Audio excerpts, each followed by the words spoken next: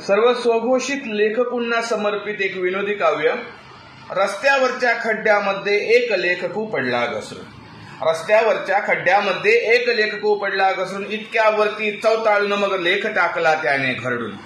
पाऊस इथला असभ्य आहे, पाऊस इथला असभ्य आहे, असभ्य आहे इथली जनता. खड्ड्यामध्ये पडलो म्हणून दात काढून कसले असता. गाल फुगवणी बसल्यानंतर शबनम फेकून दिली दूरवर. महापालिका निजली कोठे. आला त्याला राग भयंकर. निषेध करण्याची मग त्याने पोस्ट टाकली फेसबुकावर. मीठ मसाला पेरून तोडा लिहिले त्याने त्यात सविस्तर. बैठकीतले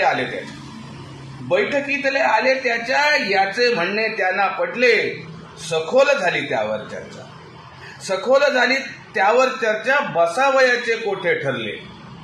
पाऊस पडला खूप रात्रभर. पेल्यावर पेलेही सरले. मिळून सारे सवंगडी मग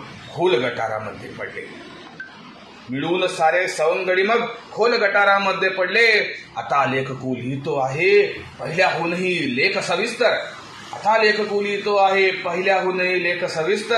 निषेध करण्यासाठी आता सवंगडी ही जमतील 100.